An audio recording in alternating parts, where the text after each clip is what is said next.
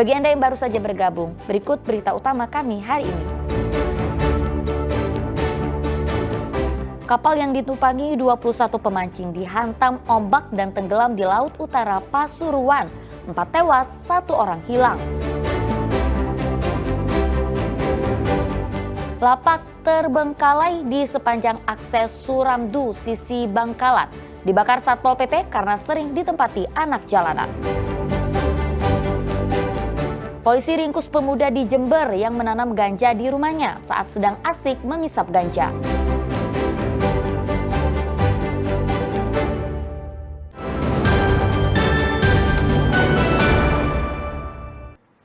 Sedang asik mengisap ganja, seorang pria di Jember diringkus polisi yang tiba-tiba menggerebek rumahnya. Dari penggeledahan, petugas menemukan 6 tanaman ganja yang dibudidayakan di dalam pot di belakang rumah pelaku. Andi seketika tak berkutik saat polisi tiba-tiba menggerebek rumahnya di Kecamatan Gumuk Mas, Kabupaten Jember.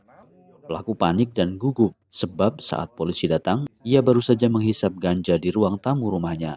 Selain sisa ganja kering di atas meja, polisi yang melakukan penggeledahan juga menemukan 6 tanaman ganja di halaman belakang rumah pelaku. Tanaman ganja berusia 4 bulan inilah yang sebenarnya menjadi target awal penggerebekan. Pelaku kemudian langsung digelandang ke Mapolres Jember untuk diperiksa lebih lanjut.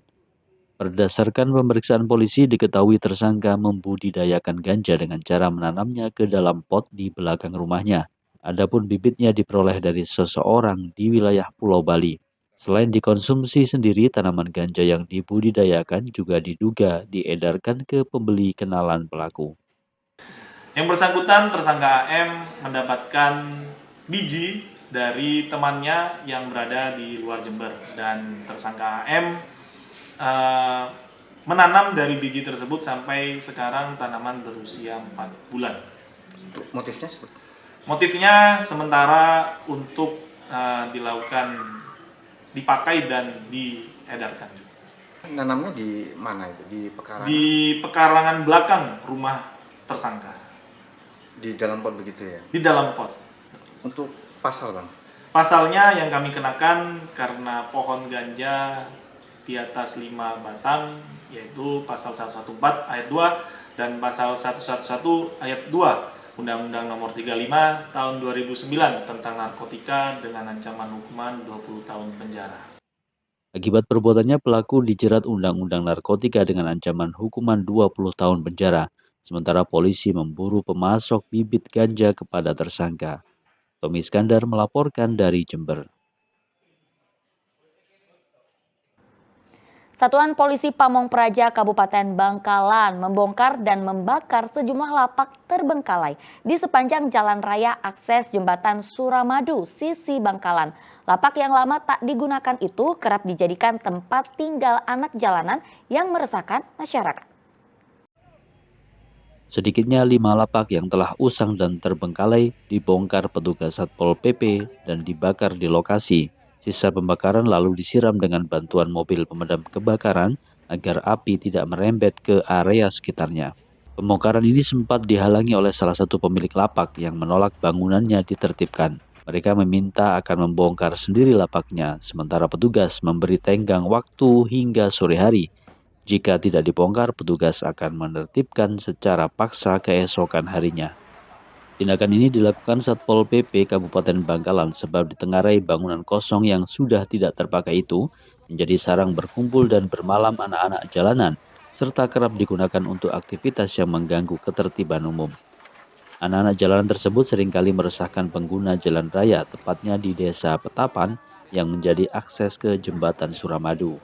Mencoba mempelajari indikator yang penunjang yang bisa memicu munculnya atau terciptanya aktivitas anak jalanan di daerah Petapan, yaitu sarana atau fasilitas atau bangunan yang diperuntukkan terhadap aktivitas anjal itu yang menjadi indikator utama, ya, sehingga perlu ada suatu penertiban lanjutan, yaitu terhadap para pelaku usaha di kawasan itu untuk tidak melakukan dan memfasilitasi terhadap anak jalanan.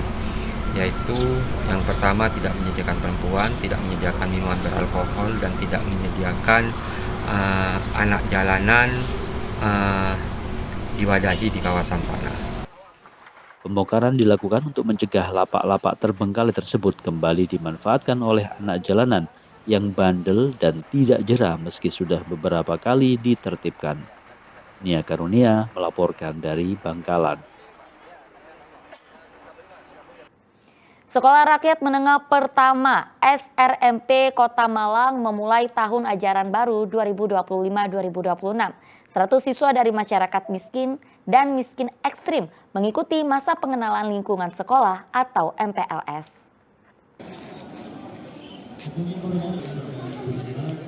Sebanyak 100 siswa baru Sekolah Rakyat Menengah Pertama SRMP 16 Kota Malang memulai tahun ajaran baru 2025-2026. Sebelum mengikuti masa pengenalan lingkungan sekolah MPLS, para siswa menjalani pemeriksaan kesehatan mulai dari pengecekan tekanan darah, gula darah, gigi, hingga penglihatan atau mata. Rangkaian MPLS siswa sekolah rakyat sama dengan sekolah reguler, yang membedakan yakni siswa sekolah rakyat dapat menginap di asrama. Total ada 12 orang guru yang memberikan materi pengajaran bagi siswa. Salah satu siswa SRMP 16 Kota Malang mengatakan senang bisa melanjutkan pendidikan di sekolah rakyat. Sudah selesai, sudah lengkap semuanya. Kami insya Allah sudah memadai. Dalam prosesnya nanti ada beberapa fasilitas pendukung lain yang sedang proses kami terima. Kalau rangkaian MPLS di sini tadi seperti apa? Rangkaian MPLS sebenarnya hampir sama dengan sekolah reguler, hanya saja nanti ada penambahan tentang pembiasaan kehidupan berasrama. Bagaimana hidup mandiri, bagaimana nanti mereka bisa mengatur waktunya, bagaimana cara mereka belajar. Kenapa memilih sekolah rakyat? Karena enak di sini. Enak di mana mas maksudnya? Enak di sekolah ini. Disuruh apa? Ayah dikasih undangan untuk sekolah sini.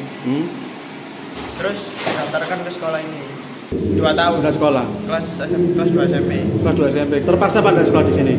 Enggak Seneng terpaksa, ya? enggak terpaksa sama sekali. Seneng ya? Seneng. SRMP 16 Kota Malang menggunakan gedung X Poltekom di kawasan Arjowinangun, Kedung Kandang, Kota Malang. Sekolah rakyat digagas oleh Presiden Prabowo Subianto dengan tujuan untuk menyediakan pendidikan berkualitas bagi anak-anak dari keluarga miskin dan miskin ekstrim. Program ini diharapkan memutus rantai kemiskinan melalui pendidikan, sehingga membawa harapan baru pendidikan yang layak bagi para siswa. Nur Ramadan melaporkan dari Malang.